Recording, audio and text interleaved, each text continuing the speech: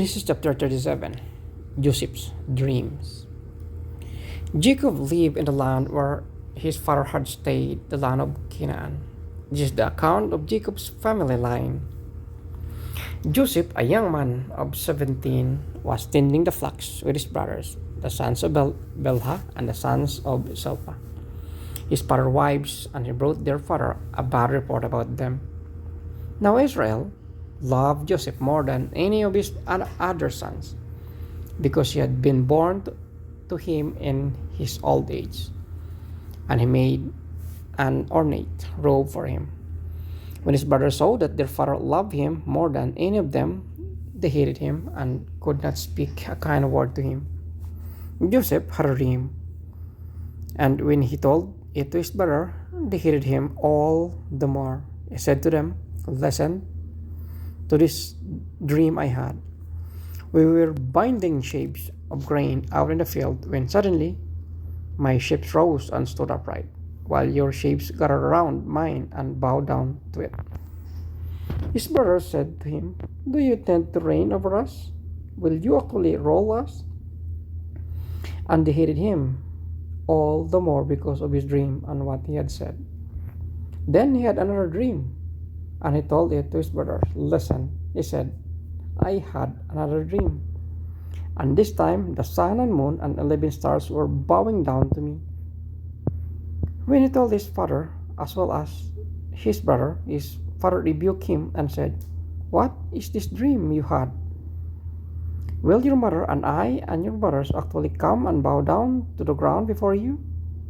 His brothers were jealous to him, but his father kept the matter in mind. Joseph sold by his brothers. Now his brothers had gone to graze their father's flock near Shechem, and Israel said to Joseph, "As you know, your brothers are grazing the flocks near Shechem. Come, I am going to send you to them." "Very well," he replied.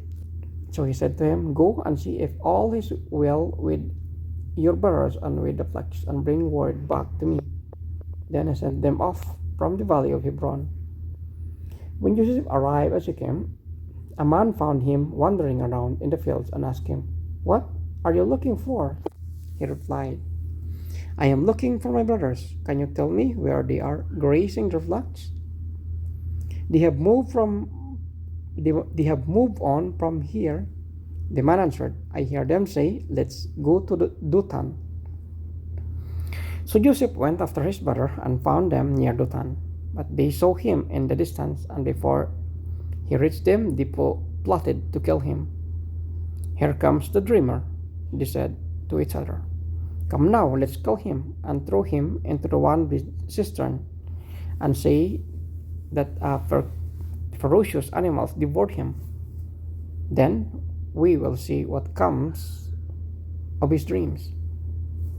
When Reuben heard of this, he tried to rescue him from their hands. "Let's not take his knife," he said. "Don't shed any blood. Throw him into the cisterns here in the wilderness, but don't lay a hand on him." Reuben said to this to rescue him from them and take him back to his father. So when Joseph came to his brothers, they stripped him of his robe, the ornate robe he was wearing, and they took him and threw him into the cistern. The cistern was empty. There was no water in it. As they sat down to eat their meal, they looked up and saw a caravan of Ishmaelites coming from Gilead. Their camels were loaded with spices, balm, and myrrh, and they were on their way to take them down to Egypt.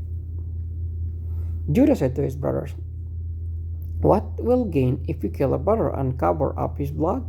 Come, let's sell him to the Ishmaelites and not lay our hands on him.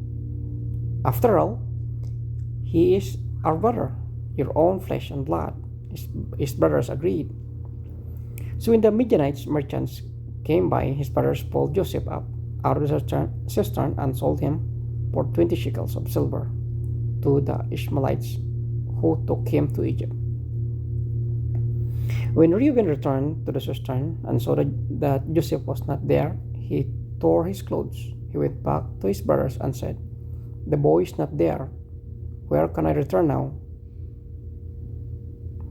Then they got Joseph's robes, slaughtered the goat, and dipped the robe in the blood. They took the ornate robe back to their father and said, "We found this. Examine it to see whether it is your son's robe."